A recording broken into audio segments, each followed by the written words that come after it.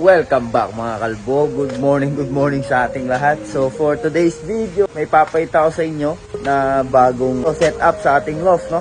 So meron akong pinago dito at mga inalis. So samahan nyo ako today para makita nyo. Let's go!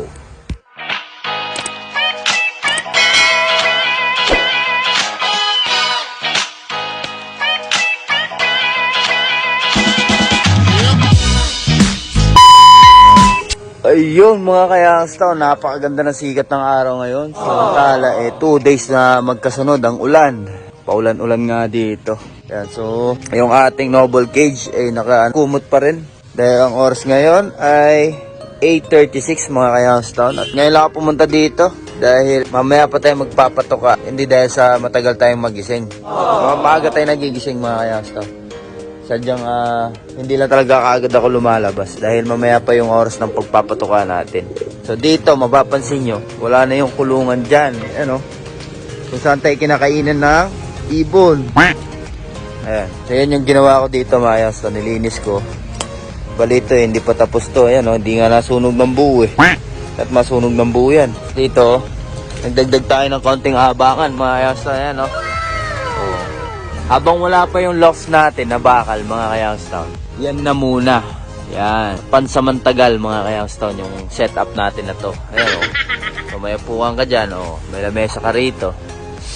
Yun nga lang, di na tayo pwede magkape mga Kayangstown. Sign of aging mga Kayangstown. So, meron pala akong balita sa inyo na nawalan tayo ng dalawang ibon kahapon.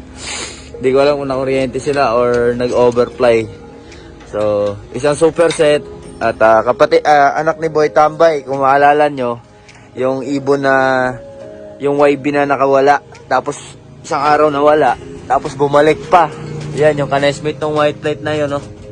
Yan. Oh, so yun nga, yung anak ni Boy Tambay na nawala ng isang araw. So, hindi rin maganda yung droppings ng iba, medyo salbag yung iba. Pero yung iba, buo-buo naman, yung iba naapakan na lang. Ayun, so, tignan natin kung sino yung mga dumudumi at pumipesto sa mga perch na yan para makita natin kung sino yung may masama pakiramdam, no? Yan, no? Tignan natin yan isa-isa mga Kayangstown. So, bale yung nanay ni Rosario, iniligay ko na dito dahil wala na nga siyang balil eh. At nakasigurado naman ako na wala na talaga mga Kayangstown, no? Nagamot na natin sila sa tulong ng Sunrocks mga Kayangstown. Sunrocks lang yan mga kalapatids. Pag may baliling kayong ibon, patakan nyo lang umaga hanggang hapon. Yan. Promise yan. 4 days lang yan. Gagaling yan mga Kayangstown. Tutuwid yung lead yan. Sinasabi sa inyo. Mawala yung keling yan.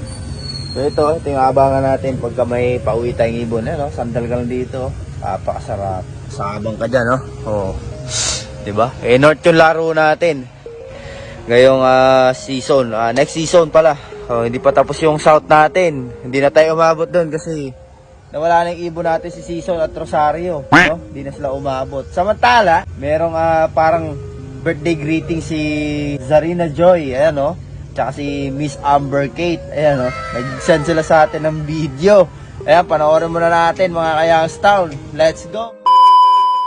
Ayan, shoutout sa'yo, Youngstown Love TV.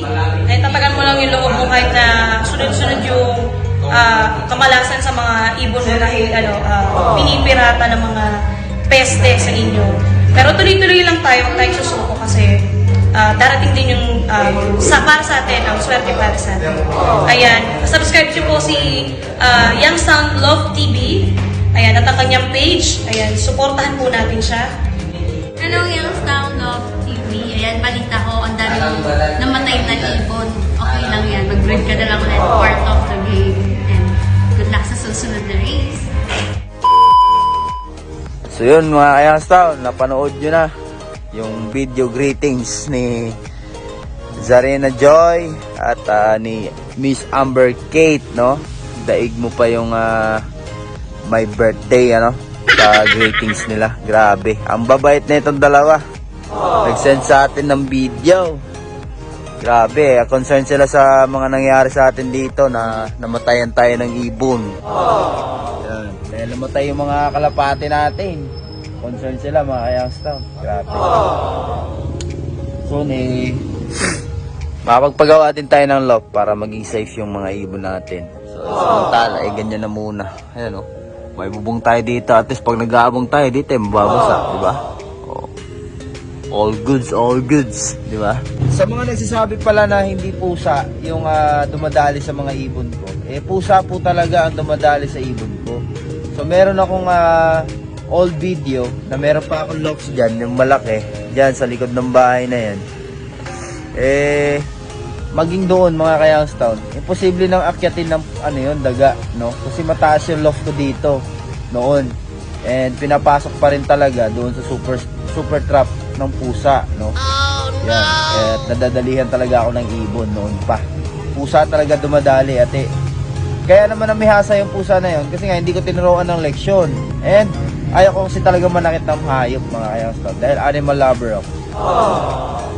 So, iba-iba tayo ng prinsipyo di ba?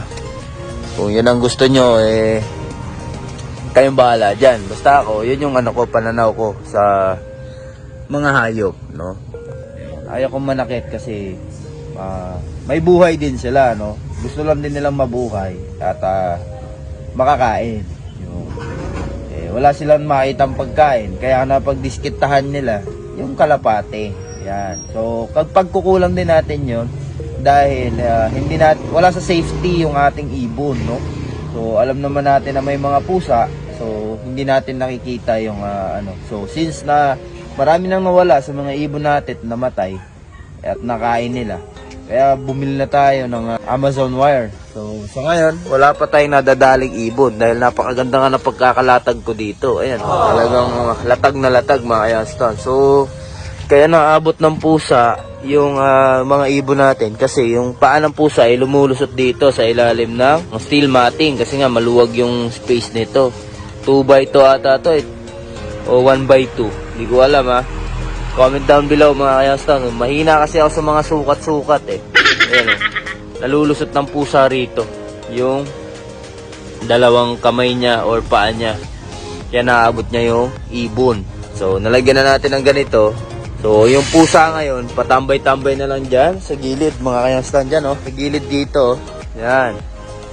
Pag nandyan yung mga ibon natin, naka-viewing, tumatambay siya dito. Yan, dyan sa gilid na yan, nandyan siya lagi. Inaabangan niya lang mga ibon, kung sino yung madadakot niya, o makukuha niya. Yan. So, yung dalawang block natin, molting na sila, Ito na yung mga batcher natin, yan, batcher na talaga yan, mga Youngstown. Akala ko yung anak ni Boy Tambay matibay na. Yan yung unang nawala. Yung inakay pa lang siya, yung kakawalay ko sa kanya, nakawala siya. Tapos bumalik ng after one day nga na wala siya. Bumalik siya. Pero wala. Nawala siya kahapon, mga Youngstown. Hindi ko alam kung nadisgrasya sa kuryente or nag-overfly ba. Hindi ko sure Tapos isang blue bar din ang nawala. Yun. Ganun talaga mga Youngstown, kasama yun sa pag-iibon, no? So pagkukulang natin yun kasi nga kulang tayo sa oras sa pagtuturo and wala tayo sa tutok, no? Kailangan kasi yun pagka racer ka, kumakarera ka, kailangan tutukan mo yung ibon mo. Yan. So, meron nga pala akong hihiwalay dito mamaya kasi dadarating yung supplement na in-order ko. Galing pa ng ibang bansa yan mga Youngstown. Galing pa ng ibang bansa. So antayin ko lang na dumating. Ngayong morning dadating yan, Saturday ngayon dadating yun. Pakamahal mga Youngstown, pero okay lang para naman sa mga ibon natin yun. So, akala nila hihinto na ako, kala ko rin hihinto na ako, pero hindi pala mga Youngstown. Mas lalo kong naging love yung pagkakalapate simula nung namatayan tayo ng namatayan, kinainan ng pusa. Yun, mas naging strong yung love ko sa sa pigeon at sa animals. No? Yan. So, breed lang ng breed mga kalapatids. At good luck sa mga bagong racer ngayon at pumapasok sa pigeon industry. Ayan, good luck po. Ayan. Hanggang dito na lang muna. Follow sa ating page. Huwag nyo kakalimutan. Hit nyo na rin yung like at share mga kalapatids. Maraming salamat. Ingat. God bless. Bye.